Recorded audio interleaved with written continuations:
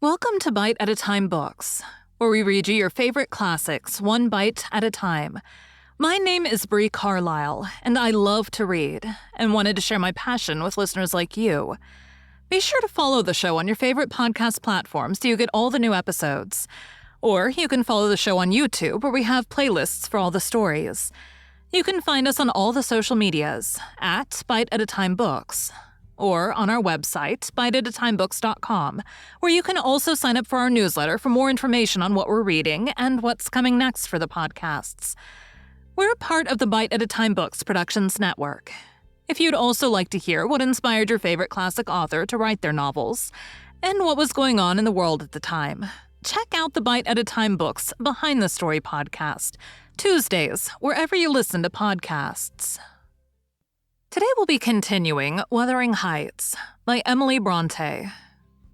Chapter 11. Bite 2. "Ellen," said he when I entered. "Have you seen your mistress?" "Yes, she's in the kitchen, sir," I answered. She's sadly put out by Mr. Heathcliff's behavior. And indeed, I do think it's time to arrange his visits on another footing. There's harm in being too soft, and now it's come to this. And I related the scene in the court, and as near as I dared, the whole subsequent dispute. I fancied it could not be very prejudicial to Mrs. Linton, unless she made it so afterwards, by assuming the defensive for her guest.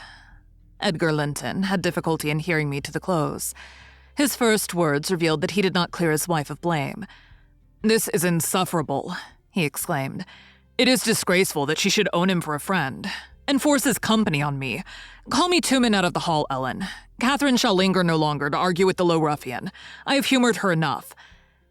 He descended, and bidding the servants wait in the passage, went, followed by me, to the kitchen. Its occupants had recommenced their angry discussion. Mrs. Linton, at least, was scolding with renewed vigor. Heathcliff had moved to the window and hung his head, somewhat cowed by our violent raiding, apparently. He saw the master first, and made a hasty motion that she should be silent, which she obeyed abruptly on discovering the reason of his intimation. "How is this?" said Linton, addressing her. "What notion of propriety must you have to remain here after the language which has been held to you by that blackguard? I suppose because it is his ordinary talk you think nothing of it. You are habituated to his baseness, and perhaps imagine I can get used to it too. Have you been listening at the door, Edgar?" asked the mistress in a tone particularly calculated to provoke her husband, implying both carelessness and contempt of his irritation. Heathcliff, who had raised his eyes at the former speech, gave a sneering laugh at the latter, on purpose, it seemed, to draw Mr. Linton's attention to him. He succeeded, but Edgar did not mean to entertain him with any high flights of passion. "I've been so far forbearing with you, sir," he said quietly. "Not that I was ignorant of your miserable, degraded character, but I felt you were only partly responsible for that, and Catherine, wishing to keep up your acquaintance, I acquiesced foolishly. Your presence is a moral poison that would contaminate the most virtuous. For that cause, and to prevent worse consequences, I shall deny you hereafter admission into this house, and give notice now that I require your instant departure. 3 minutes' delay will render it involuntary and ignominious." Heathcliff measured the height and breadth of the speaker with an eyeful of derision. "Cathy, this lamb of yours threatens like a bull," he said. "It is in danger of splitting its skull against my knuckles. By God, Mr. Linton, I'm mortally sorry that you are not worth knocking down." My master glanced toward the passage and signed me to fetch the men. He had no intention of hazarding a personal encounter. I obeyed the hint, but Mrs. Linton, suspecting something, followed. And when I attempted to call them, she pulled me back, slammed the door to, and locked it. "Fair means," she said, in answer to her husband's look of angry surprise. "If you have not courage to attack him, make an apology or allow yourself to be beaten. It will correct you of feigning more valor than you possess. No, I'll swallow the key before you shall get it. I'm delightfully rewarded for my kindness to each. After constant indulgence of one's weak nature and the other's bad one, I earn for thanks 2 samples of blind ingratitude, stupid to absurdity. Edgar, I was defending you and yours, and I wish Heathcliff may flog you sick for daring to think an evil thought of me." It did not need the medium of a flogging to produce that effect on the master. He tried to wrest the key from Catherine's grasp, and for safety she flung it into the hottest part of the fire, whereupon Mr. Edgar was taken with a nervous trembling, and his countenance grew deadly pale. For his life, he could not avert that excess of emotion. Mingled anguish and humiliation overcame him completely. He leaned on the back of a chair and covered his face. "Oh, heavens, in old days this would win your knighthood," exclaimed Mrs. Linton. "We are vanquished. We are vanquished. Heathcliff would as soon lift a finger at you as the king would march his army against a colony of mice. Cheer up. You shan't be hurt. Your type is not a lamb. It's a sucking leveret." "I wish you joy of the milk-blooded coward, Cathy," said her friend. "I compliment you on your taste. And that is the slavering, shivering thing you preferred to me. I would not strike him with my fist, but I'd kick him with my foot, and experience considerable satisfaction. Is he weeping, or is he going to faint for fear?" The fellow approached and gave the chair on which Linton rested a push. He'd better have kept his distance.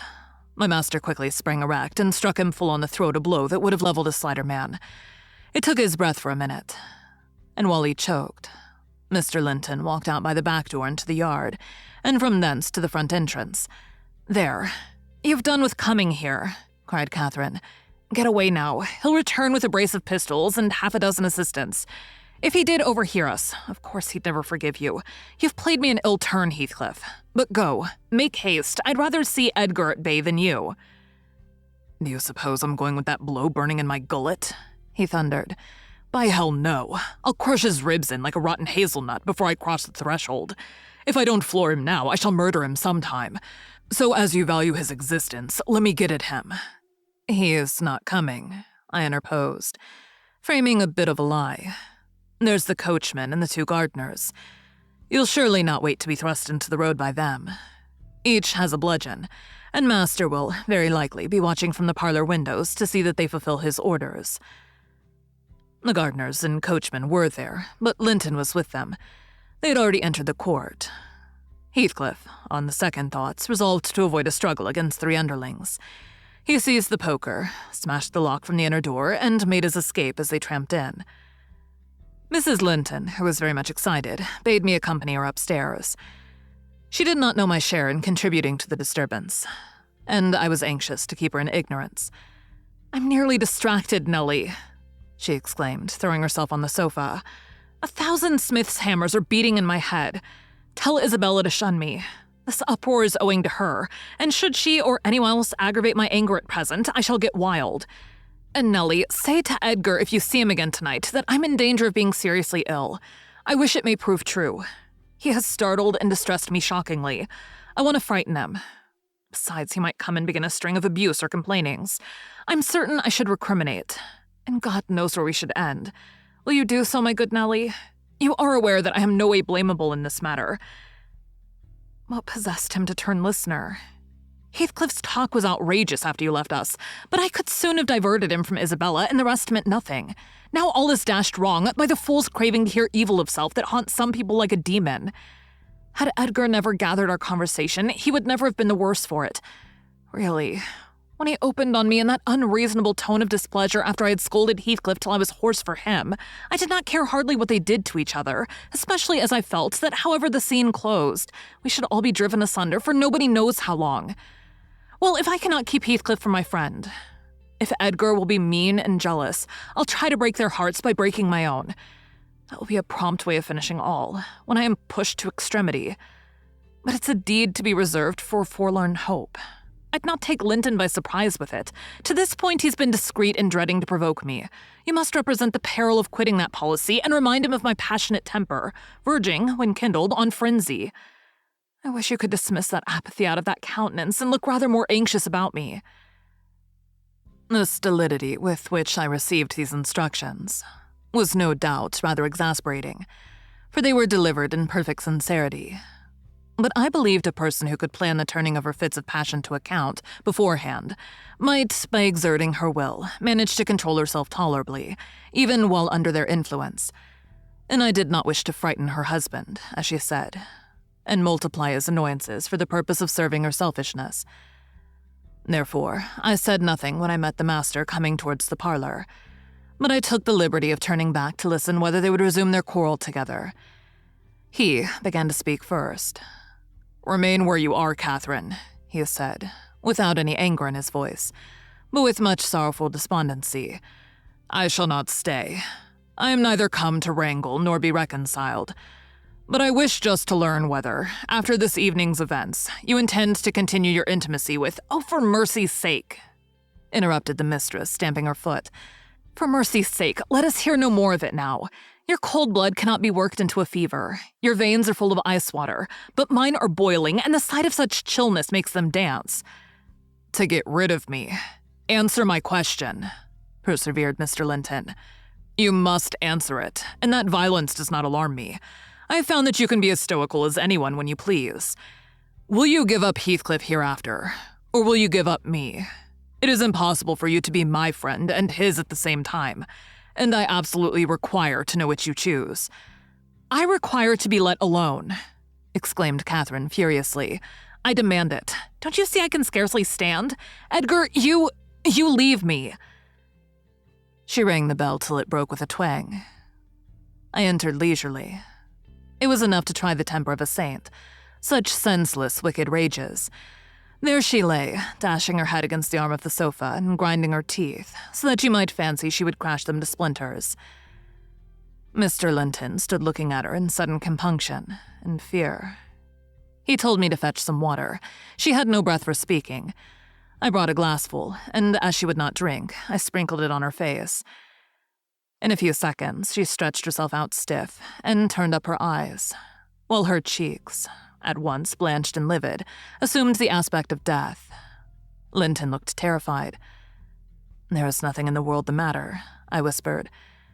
I did not want him to yield, though I could not help being afraid in my heart. "She has blood on her lips," he said, shuddering. "Never mind," I answered tartly, and I told him how she had resolved, previous to his coming, on exhibiting a fit of frenzy. I incautiously gave the account aloud, and she heard me, for she started up, her hair flying over her shoulders, her eyes flashing, the muscles of her neck and arms standing out preternaturally. I made up my mind for broken bones at least. But she only glared about her for an instant, and then rushed from the room. The master directed me to follow. I did, to her chamber door. She hindered me from going further by securing it against me. As she never offered to descend to breakfast next morning, I went to ask whether she would have some carried up. "No," she replied peremptorily. The same question was repeated at dinner and tea, and again on the morrow after, and received the same answer. Mr. Linton, on his part, spent his time in the library and did not inquire concerning his wife's occupations. Isabella and he had had an hour's interview, during which he tried to elicit from her some sentiment of proper horror for Heathcliff's advances. But he could make nothing of her evasive replies, and was obliged to close the examination unsatisfactorily, adding, however, a solemn warning that if she were so insane as to encourage that worthless suitor, it would dissolve all bonds of relationship between herself and him. Thank you for joining Bite at a Time Books today, while we read a bite of one of your favorite classics. Again, my name is Bree Carlile, and I hope you join us tomorrow for the next bite of Wuthering Heights. If you enjoyed our show, be sure to follow us so you get all the new episodes. We would also love for you to drop us a rating on your favorite podcast platform. You can catch us on all the social medias at Bite at a Time Books, or check out our website, biteatatimebooks.com, where you can sign up for our newsletter. Our show is part of the Bite at a Time Books Productions Network. If you would also like to hear about the authors who write the books we read on the show, check out the Bite at a Time Books Behind the Story podcast, wherever you listen to podcasts, or on biteatatimebooksbehindthestory.com.